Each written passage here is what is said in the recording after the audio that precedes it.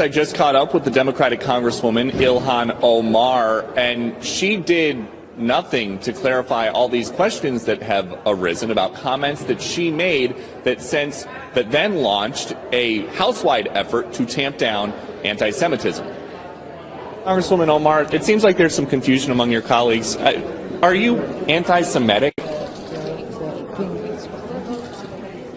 Would you support this resolution condemning anti-Semitism? Congresswoman, would you support the resolution condemning all forms of bigotry?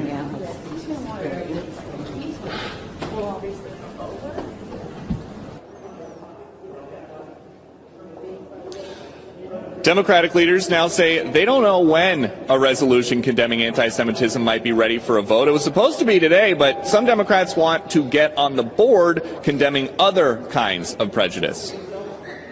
Well, we want to take a look at it, the anti-Muslim language, anti-racism, in general. Like I said, there has been a rise of hatred in this country. But Republicans at the highest levels are very upset that Democrats who control the House are not doing more to condemn offensive comments about Israel by a freshman member. Support for Israel isn't about the Benjamins. It's about the hearts and minds of the American people. And it's unconscionable for any member of the United States Congress, even less a member of the House Foreign Relations Committee, to repeatedly traffic in base stereotypes. And Democratic Congressman Eliot Engel just told us he doesn't want this resolution to sit there for too long out of fear that it could become watered down. Harris. That's interesting. Peter Doocy, thank you. Because Democratic leadership didn't have enough support to pass a resolution that just focused on condemning anti-Semitic comments by Congresswoman Ilhan Omar. So now they are trying to broaden things out and put together a different kind of resolution to condemn other kinds of religious bias, including against Muslims, which is something the top Democrat in the Senate is explaining. What Congresswoman Omar said, I thought was wrong and hurtful, but I also want to say that what happened linking all Muslims to the terrorist attack was wrong and hurtful, and both should be condemned. Republican lawmakers, though, are bewildered by the delay in the vote on this resolution. Congressman Dan Crenshaw writes this: at some point, Dems just need to accept that Ilhan Omar has deeply held prejudices about the Jewish people. Stop explaining her comments away and asking for dialogue. It's clear an apology from her is hollow, and she has a platform on the Foreign Relations Committee. Really? The only guidance that we have now about timing of a possible vote on this resolution is sometime this week, but it was supposed to be sometime today. Sandra. And meanwhile, Peter, as I just mentioned, Michael Cohen has arrived on Capitol Hill for his fourth appearance in a matter of days. How much more do House lawmakers want to hear from him? Lawmakers think they've got about 8 hours worth of questions more, and they might, because a lot has changed since the last time that Cohen was here, including key details about his own testimony. For example, before an open hearing under oath this week, last week rather, he told Congress that he would never want or accept a pardon from President Trump. But Fox confirmed that his legal team did, in fact, ask the president's legal team about a pardon after the FBI raided his house and his office. And we might never know how much today's hearing focuses on inconsistencies, because today's hearing is going to happen behind closed doors. But whatever Cohen plans to say or whatever he thinks he's going to get asked about, he has a lot of documents with him. It looked like he had a whole wheelie suitcase, carry-on size, with a Redwell legal folder filled with papers. So we'll see. Sandra. We will see. Peter Doocy on the Hill for us. Thank you. New reports now that their show of unity has come to an end. Staffers of former Democratic opponents, Hillary Clinton and Bernie Sanders, are just taking aim at each other. Longtime Clinton ally David Brock telling Politico there's concern that he, referring to Sanders, could emerge. They are some very die-in-the-wool Democrats that wouldn't be all that enthusiastic about supporting him in a general election. Bernie Sanders advisor Jeff Weaver firing back, saying It is not a secret that people who would hang out with David Brock would be putting their class interest ahead of the party and the country. We have got to nominate somebody who is going to energize and excite the grassroots, not a handful of billionaires.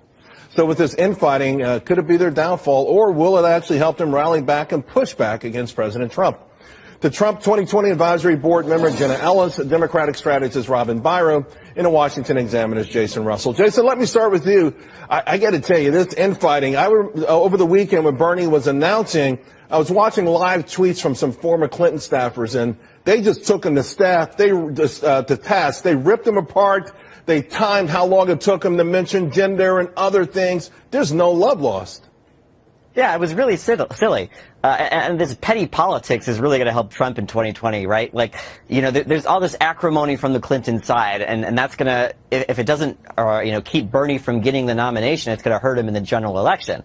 And then if Bernie doesn't get the nomination, then, everyone that is supporting him is just going to say, well, the Democrats rigged this against him again. So what's the point of even voting for the Democratic nominee in 2020 against Trump? So, either way, this pettiness is not going to help the Democrats next year. You do wonder who's going to be the bigger person and stand above the fray, if you will. Bernie Sanders was asked about seeking advice from Hillary Clinton, and he gave a response that disappointed a whole lot of people, including Nick Merrill, who's a spokesperson for the Clinton camp. He put out this. He said, "I don't know who our nominee is going to be, but I am damn sure that beating Trump and getting America back on the right footing is going to require a unified Democratic Party. So crap like this 613 days before Election Day is irresponsible, counterproductive, and sets us all back." Robin, what do you say for your party? Honestly, Charles, as I've said for a long time now, that competition brings out the best in us. It's an American ideal. And primaries are always contentious. They're not. But this isn't competition. Hillary's not in it anymore. This is about the idea. I mean, why is so much chafing, so much anger and animosity? If the ultimate goal is to win, they're not acting like it. Yeah, you're right, and that should be a concern closer to the general election. Right now, we've got so many candidates, and really, Bernie's got to sell America on his idea. And right now, I think that I'm more concerned that the impetus is for us to try and galvanize around one particular candidate. Yes, he's the front leader, but let us at least get to the debates, for gosh sakes. But we do have a major divide, Robin, and before I go to Jen, I do want to ask you one more thing, because you do have a major divide. I think it was on display today. AOC once again coming to the aid of one of her fellow freshman Congresswoman, Ilhan Omar, and this idea of anti-Semitism, asking about what about anti-Islamism and those kind of things. There's a serious divide. You've got moderates, you've got sort of left-leaning, and then you got the ultra-left, and it's a cauldron. It's really amazing to watch. Yes, it is. And look, I experienced this back in the last election, and it was very difficult for me at the time to try and, unify and have our kumbaya moment. But we got there, and exit polling showed that we captured about 81% of people who had voted for Bernie, and it was a net positive because he'd registered so many voters. So I'm hoping that we can do the same. Jenna, I know President Trump, of course, is sitting back, and the Republicans just loving every minute of it.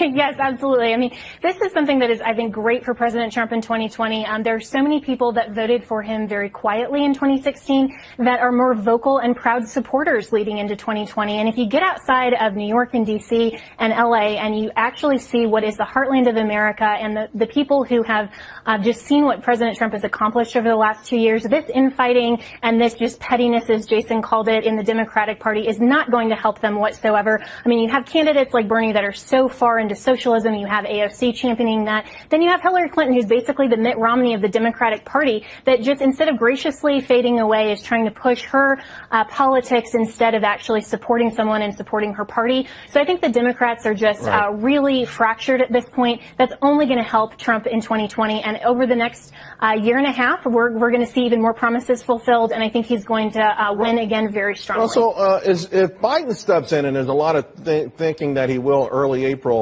does that make all of this a moot point? Is he so far ahead in these sort of early polls, and Does he have so much stature that maybe he could be the one that unites and leads the Democratic Party?